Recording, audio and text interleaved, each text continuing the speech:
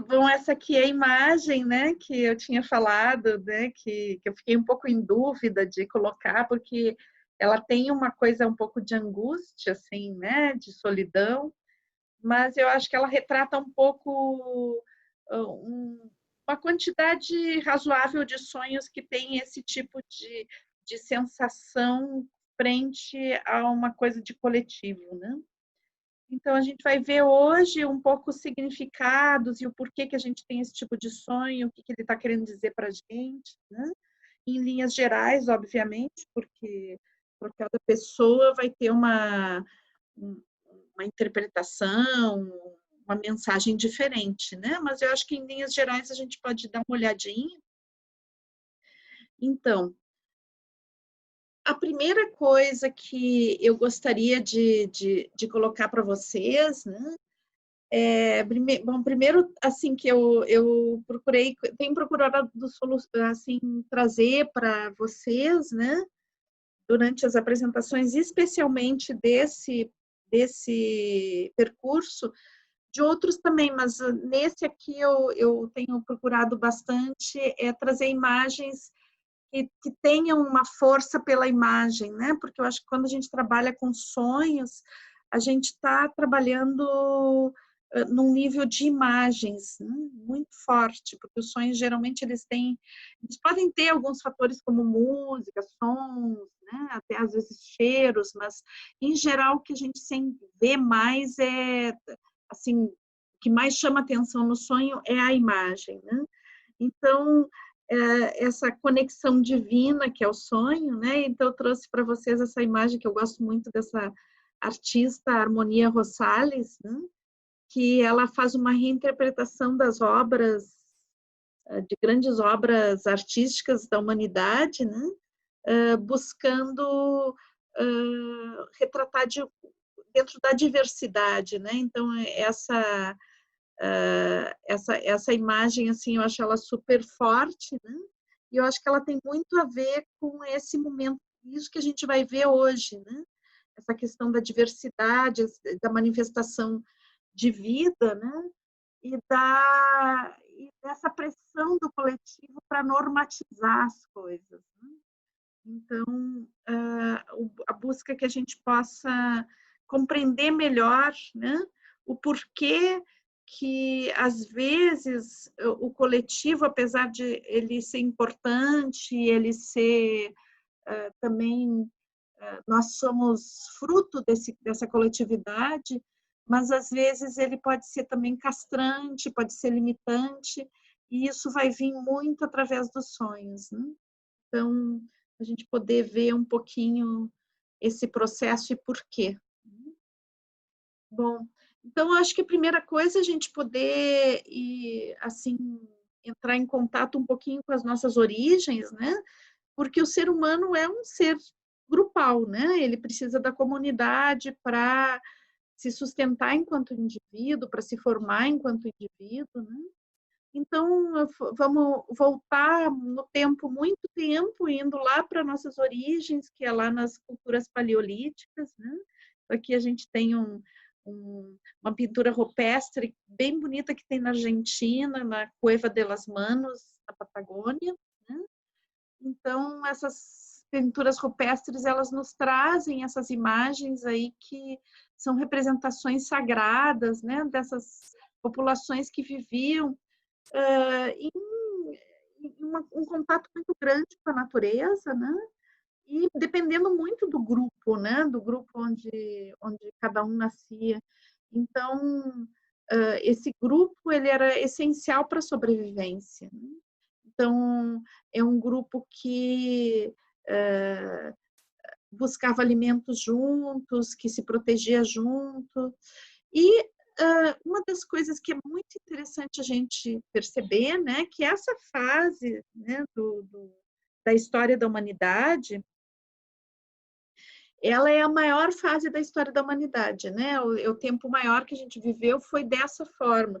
Então, possivelmente, né, e como ela é a forma original, foi a primeira forma de a gente viver, né, em comunidade, desde que somos sapiens, né, da nossa espécie sapiens, Então, é perceber que esses grupos, eles não eram grupos muito grandes, né? Então, estudos tanto de antropologia quanto de arqueologia, né, fazendo uma comparação entre os sítios arqueológicos e populações que ainda hoje, em certos lugares do planeta, vivem de uma forma como caçadores-coletores, né, que era o caso do pessoal que vivia no Paleolítico.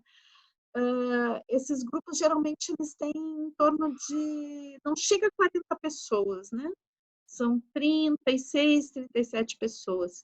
Então, a gente pode dizer que, biologicamente, a gente digamos, programado, né? Nosso ambiente comportamental, a nossa psique, ela está programada para uma convivência com grupos desse tamanho. Então, essas populações, de tempos em tempos, né, periodicamente, de acordo com a estação do ano, que eram estações que tinha mais fartura, mais abundância de alimento ou de água, né, essas populações se reuniam, esses pequenos grupos de 30, 40 pessoas se reuniam e formavam grupos maiores de celebração, né? De celebração, aí se faziam os matrimônios, tinha pessoas que saíam de um grupo e iam para outro grupo, isso aliviava os conflitos também, e eles ficavam mais ou menos, lá sei eu, umas 2 semanas, 3 juntos, e depois novamente se separavam os grupos. Porque, na realidade, o ambiente, né, como eles não conheciam a agricultura, o ambiente não aguentava o impacto ecológico da presença de grupos, não sei, de 200, 300 pessoas. Então, era temporário essas reuniões maiores, e depois, ecologicamente, a região onde eles viviam, coletando e caçando, né, sustentava bem um grupo de 30, 40 pessoas. Então, eles se espalhavam por uma grande região, né? E então viviam digamos, nessa conformação que era mais ou menos grupos não muito grandes, né? Então, a gente pode pensar que a gente, em nível de comportamento, está muito bem adequado a grupos desse tamanho. Bom, com a descoberta da agricultura, que vai já para uma segunda fase, já com mais tecnologia desenvolvida, já com vestimentas, né? Porque antes era só peles que a gente vestia, já com a criação do tecido, da argila, da fabricação do pão, né? E aí a descoberta da agricultura começa a surgir agrupamentos maiores, né?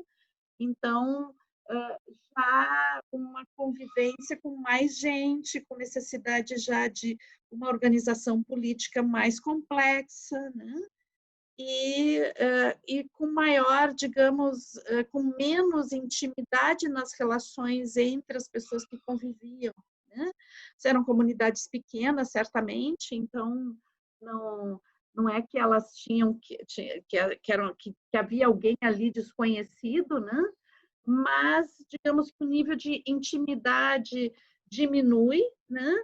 E para que haja uma convivência possível, começa, à medida que vai diminuindo o nível de intimidade, de relação direta, começa a aumentar o número de regras, de leis, de acordos coletivos, né? Que fazem com que os indivíduos dessas populações tenham que moldar o comportamento de acordo com algumas regras que são criadas pelo próprio grupo. Bom, depois a gente vai ter, né, após esse período, então, o surgimento da agricultura em larga escala. Já a agricultura em larga escala, ela necessitava de um líder, né, que tinha a ideia de um projeto total maior, né, e que coordenasse pessoas que não tinham ideia muito do projeto total, mas que acreditavam plenamente no líder e na competência do líder de poder nos trazer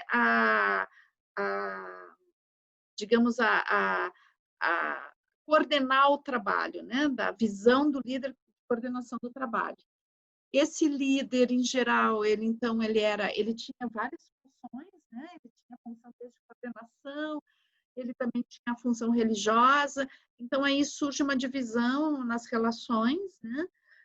E também e começa uma estratificação social, né? Porque existe uma elite, né, com poucas pessoas que vai comandar, que vai direcionar e que recebe, digamos, uma boa parte da produção, e tem as pessoas que trabalham, que se mantêm na ignorância da totalidade do processo, que sabem fazer coisas específicas, né? E que trabalham, né? E que se submetem a esse trabalho. Então, aí aumenta ainda mais o número de regras, da submissão, né? Da maioria dos indivíduos a uma coletividade, às regras sociais, ao trabalho coletivo, né? E há uma série de acordos que vão se criando. Aqui, pessoal, até apareceu aqui o Caras Ionut, que é da apresentação anterior, que eu usei as mesmas lâminas e me esqueci de tirar o nome dele. Então, esse quadro aqui não tem a ver com Caras Ionut, tá? Que foi da apresentação, que é um cara que trabalha com imagens surrealistas, não tem nada a ver, tá? Bom, então essa figura do líder, né, ele é uma figura que digamos que onde as pessoas vão projetar, né, o seu poder pessoal, né? Então, eu abro mão do meu poder pessoal para dar esse poder ao outro, né? Que em geral é um grande líder que vai coordenar, né? Vai ser formado para coordenar essa população, né? E cada vez essas populações são maiores. Com que vai corresponder ao surgimento das cidades, né? Das grandes cidades. Então, o que acontece? Começa a ter um acúmulo de riquezas, então também começa a necessidade de ter instituições, já surge aqui a escrita, né? Então, a escrita também vai ser uma forma de controle, tem as pessoas que são os escribas, que vão ter que ser formados, né? Que vão estar a serviço dessas lideranças. Então, a estratificação social ela vai aumentando cada vez mais, né? Vão surgindo os exércitos, e as instituições começam a surgir, né, finalmente, né? O que a gente pode dizer é isso. E é com regras cada vez mais formadas, mais rígidas, mais complexas, né? Sobre como a gente tem que conviver. Então, surgem essas cidades muito grandes, né? Então, aqui a gente tem a Babilônia, né? E, como curiosidade, assim, eu trouxe essa figura, né? E a gente imagina, nossa, de onde é que saiu uma cidade tão grande assim, né? Dentro da antiguidade. E seria uma das primeiras cidades grandes que surgiram, né? E a gente vai ter, então, eu trouxe como curiosidade para vocês essa imagem aqui do Museu Pergamon de Berlim, né? Que é justamente o portal, né? Que eles transportaram para Berlim, esse portal inteiro, tá? Então, que realmente existiu essa cidade, né? E bom, né? Então, a gente teve aí na antiguidade o surgimento de cidades imensas, muito luxuosas, né? Muito complexas, com uma tecnologia já bastante avançada, né, da produção de tijolos, de irrigação, né, todas essas coisas tecnológicas que vão surgindo cada vez mais e que vão necessitando uma espécie de um acordo coletivo, né, a respeito de como agir e como estar juntos, né? Porque senão não se criava esse tipo de estrutura, esse tipo de cidade, esse tipo de convivência. Então, as instituições, né, que vão surgindo cada vez mais fortes. E daí eu queria falar para vocês desse cara, o Harari, né, que é um cara que está bem famoso agora, ele escreveu esse livro Sapiens, né? Depois também um outro que eu não li ainda, que é o Homo Deus, né? Mas no Sapiens ele vai falar bastante desse fenômeno que ele chama de imaginação coletiva, né? Que é um pouquinho que eu descrevi o surgimento agora, né? Então, o Harari diz assim que, na realidade, todo esse mundo institucional, esse mundo de leis e de regras, ele não existe na natureza, né?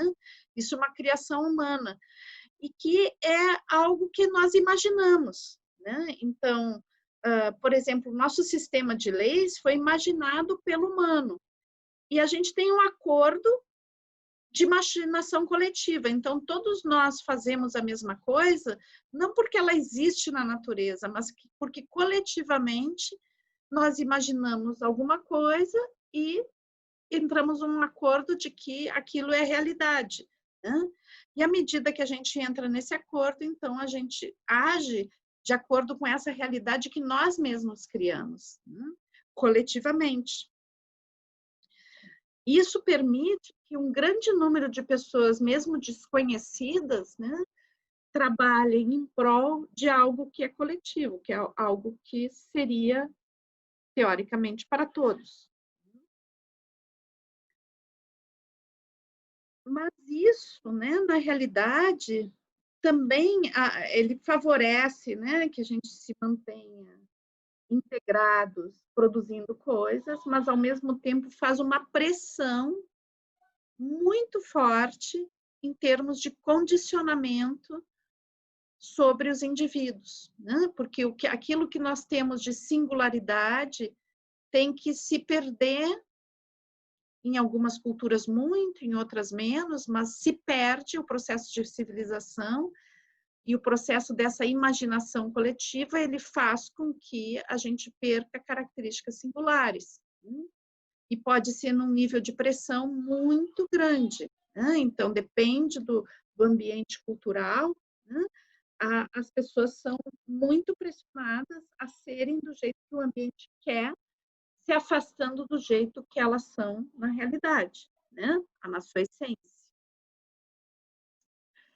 Então, daí eu trouxe aqui uma tirinha da Mafalda para a gente rir um pouco, né? Que ela diz aqui: use, compra, beba, come, olhando a TV, né? Prove. Daí se pergunta o que eles pensam que nós somos, né? Está indignada, né? E daí ela se senta no momento e o que nós somos, né? Essa dúvida, porque nesse processo todo o que acontece é que exatamente isso, né? Nós nos perdemos tanto tentando nos encaixar nessa cultura, nesse jeito de proceder, nessas instituições, nessa forma de operar coletivamente, que acaba que, às vezes, a gente não sabe nem quem a gente é no meio disso tudo, né? Se perde a própria consciência de existir, muitas vezes. Então, daí eu queria trazer isso essa palavra, né, que Jung traz, que é o processo de individuação, que para quem é facilitador de biodança, eu acho que, sinceramente, eu acho que ela é uma palavra mal compreendida dentro da biodança, né? Porque às vezes se coloca assim, não, o processo de individuação de Jung é um processo solipsista, né? Eu acho que não, eu acho que é um processo de entrar em contato com a minha própria identidade, em quem eu sou, né? De um nível muito profundo, a ponto de conseguir, com fluidez, romper com a rigidez dos padrões pré-estabelecidos pela cultura, né? Então, o processo que Jung propõe é um processo de entrar em contato com o que ele vai chamar de alma profunda, com o self, né? com essa essência, né? Que quer se expressar no mundo e que fica massacrada pela coletividade. Então, não entendo que seja um processo individualista, né? Eu acho que, inclusive, é um processo que, quando a pessoa realmente consegue tocar a sua essência, né? Ela tem muito a contribuir socialmente, né? Ela faz uma contribuição diferenciada, que não é uma, uma contribuição robótica, né? Sonâmbula, de produção sem consequência, sem consciência, né? Mas sim ela vai aportar a sua singularidade, aquilo que ela tem de melhor para uma construção coletiva também, né? Mas partindo da sua singularidade, da sua forma de ser, e não de uma padronização da forma de ser. Então, a gente vai encontrar também dentro desse processo, né, o processo que o Rolando propõe, né, que é de integração da identidade e manifestação dos potenciais genéticos, que na realidade vai muito nessa linha também, né, de que só que um entendimento bem biológico, onde eu vou entender que eu tenho uma série de potenciais que são geneticamente determinados e que vão entrar em relação ao meio, vão se nessa interação com o meio vão criar essa pessoa que sou eu, né? E que à medida que eu esteja muito integrada com esses potenciais, né, eu tenho a possibilidade de manifestar quem eu sou no mundo, que seria a minha identidade, né? Então por isso que é um processo que a gente chama de processo de integração da identidade. Então, vamos ver um pouquinho agora, né? Que agora que a gente fez essa passagem, esse passeio aí pela questão do coletivo, um passeio, digamos, de passagem muito rápido, tá? Só para a gente ter um entendimento do que a gente vai conversar agora, né?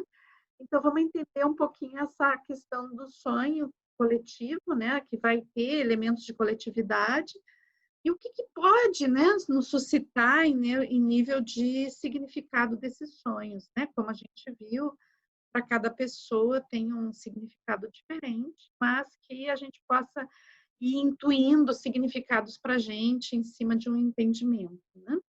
Então, em geral, né, esse coletivo que aparece nos sonhos, ele vem como uma presença indistinta, tá? Às vezes ele pode ser um pequeno coletivo que abarque, lá sei, pessoas familiares, né? Ou da minha família, ou do grupo de trabalho, ou do grupo, lá sei, o pessoal da biodança, o pessoal aqui do grupo, né? Então, de repente, eu posso sonhar com isso também, com esse tipo de coletivo. Mas, muitas vezes, o sonho, a gente está no sonho numa situação onde a gente não distingue as pessoas, né? Parecido com o filme que eu passei para vocês lá no início, né? Essa gente que está passando pela rua e que a gente não sabe quem é, mas eles estão presentes ali no sonho, né? Então, eles estão representando algo da coletividade. A minha relação com esse ambiente coletivo, ele já está falando das minhas relações com o coletivo, né? Com a sociedade. É muito comum, né, então, que também seja simbolizado pela nossa presença em transportes coletivos, né? Então, muitas vezes a gente está dentro de ônibus, de avião, de trem, né? Nos nossos sonhos. Às vezes o avião, o trem, ou o ônibus podem estar em perigo, podem estar lotados, né? Às vezes a gente pode estar dirigindo um ônibus, um trem, né? Então, aí, esses papéis, né? Por exemplo, quando eu estou dirigindo, já tem uma coisa de que eu estou determinando o caminho, né? Quando eu não estou dirigindo, quando estou dentro, né? Eu estou sendo levada por essa coletividade, por algum lugar, né? Os trens, eles têm caminhos pré-determinados, então eles estão nos trilhos, os aviões estão no ar, né? O ônibus, ele tem um caráter também de um transporte mais popular, né? Então, aí tem o metrô também, que anda por baixo da terra. Então, aí a gente tem vários lugares onde esse coletivo se manifesta, e quando ele está em transportes, né? Ele está indo como uma direção, um lugar onde ele está indo, né? Ele está nos levando para algum lugar.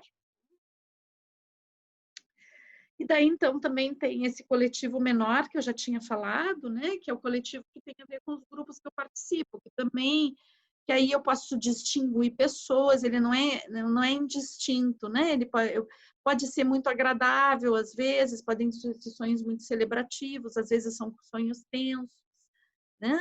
Às vezes começa bem e não termina bem, às vezes começa mal e termina bem, né? Então, ele envolve, muitas vezes, sensações que eu tenho em relação a esse grupo específico, ou mesmo em nível de o inconsciente utilizar alguns personagens, né, que fazem parte do meu cotidiano, para indicar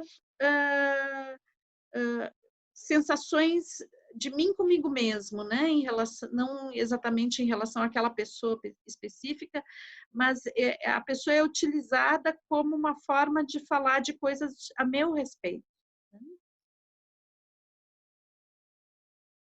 Então, essa coletividade, né, ela pode trazer essa coisa da pressão, né? Então, acho que isso é uma coisa muito comum nos sonhos, né? Os sonhos de se sentir pressionado, perseguido, ameaçado, né? Então, que tem que se esconder, que está fugindo, né? Então, a gente tem aqui essa mini escultura do Isaac Cordell, que eu acho bem legal o trabalho dele, que ele trabalha com esses mini homenzinhos que ele vai colocando em vários lugares, né? E me passa essa escultura aqui, ela me passa muito essa questão dessa pressão, né? De ter que se esconder, de estar, nossa, sufocado pela pressão coletiva, né? E daí aqui tem outra tirinha da Mafalda, né, que também tem aquela questão do coletivo aqui bem focado, né? Então que ela que a amiga dela chega e diz assim, que ela não consegue acreditar, né? E a Mafalda diz: "Ah, mas é verdade, né? Mas não é possível, né?" E daí de repente ela diz assim: "Mas por que que vocês acham que eu sou um animal raro só porque eu não assisto TV, né?" E daí de repente está todos os coleguinhas da escola, né, virados olhando para ela perplexos porque ela não assiste TV. Então, acho que essa tirinha assim é bem ilustrativa disso que a gente está falando, né? E essa última imagem, ela tem um dado onírico bem forte, né? Que essa massa coletiva que olha o indivíduo perplexa, né? Quase de uma forma hipnótica, né?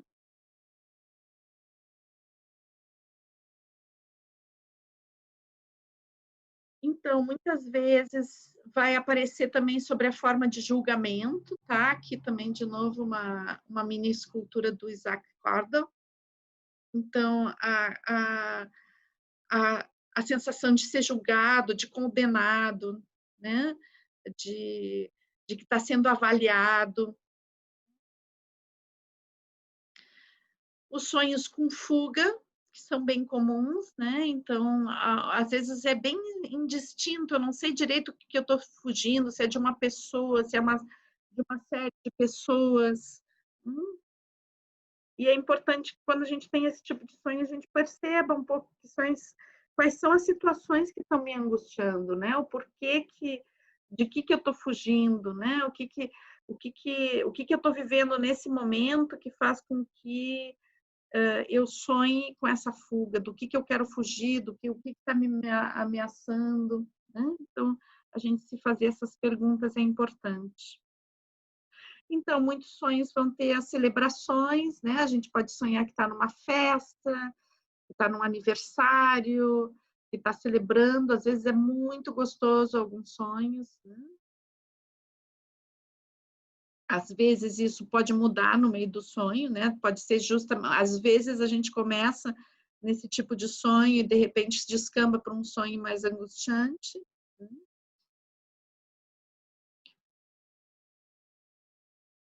Em alguns sonhos a gente pode ter o papel de liderança de um grupo, né? Tá conduzindo, tá comandando, tá ajudando, tá dando apoio, ter responsabilidade por um grupo. Os sonhos que a gente tem responsabilidade pelo grupo, às vezes pode ser angustiante também, né? Pode ser pesada essa responsabilidade, então é importante que a gente perceba como é que a gente se sente. As imagens dos sonhos são super importantes, mas também outra coisa importante é como a gente se sente em relação às imagens, né? Então, eu posso olhar essa imagem aqui e achar, que maravilha, andando na neve, fazendo uma trilha, né? eu posso olhar e pensar assim, ai, que horror, deve estar um frio daqueles, né? Eles estão fugindo de alguma coisa, né?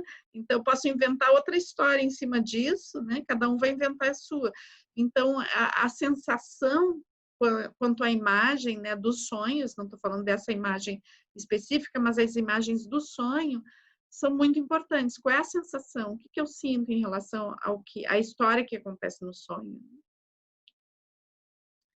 Então, muitas vezes nos sonhos, os sonhos também vão representar coisas mais subversivas nossas, né? Ou seja, essa coisa de que a gente não vai seguir a regra, a gente vai fazer diferente, né? E às vezes o sonho no sonho a gente pode estar com medo de fazer isso, a gente pode fazer sem querer isso e ficar com medo, né? Ou às vezes a gente faz de propósito e às vezes o sonho está te dizendo, olha, vai lá e faz que é por aí, né? Então, muitas vezes, os sonhos também coletivos, eles têm a ver com a solidão, com o descaso, né? Com, a, com a coisa de se sentir dentro de um grupo, mas não ter respaldo nenhum, que é uma coisa muito comum nas grandes cidades, né? Esse anonimato dentro da multidão, né? A gente vive num grupo tão enorme que a gente passa a estar sozinho dentro desse grupo, né? Já não tem mais ressonância com ninguém, porque é um grupo imenso. Então, muitas vezes, o sonho, ele pode, essa coletividade, ela pode estar representando também medos, ameaças, né? Podem ser situações pessoais, situações sociais, né? Como a gente viu no sonho da Laura, também podem ser situações ancestrais, situações históricas, né? A gente está inserido no meio histórico, então a gente sonha com isso também. Então, quando a gente sonha com essas questões coletivas, né? É importante a gente estar bem atento, porque o sonho está nos atualizando sobre as nossas relações com as regras culturais e sociais, né? Então, os sonhos, eles nos trazem essa... nos atualizam sobre isso. Às vezes a gente está no mundo, né? A gente está em relação a todas as coisas que acontecem e a gente não percebe como a gente se sente e que impacto isso traz dentro da nossa essência como ser, né? E da nossa manifestação como ser. E às vezes a gente acaba se perdendo nesse coletivo, né? Então, eu acho que é importante dar muita atenção para esse tipo de sonho, porque ele nos informa como é que está essa relação. E levar a sério, né? Porque muitas vezes a angústia desse tipo de sonho, ela está trazendo que está pesada a relação, né? E que a gente tem que mudar a direção das coisas, né? E passar a dar importância ao que realmente importa. Então, o coletivo, ele é maravilhoso, desde que ele seja um ninho, um útero para a manifestação de cada um como ser, né? Se ele tem, para a gente participar do coletivo, a gente tem que se perder a nossa forma, né? E passar a ser mais uma pecinha de uma engrenagem, daí a coisa já não tem sentido, né? E passa a ser uma violência.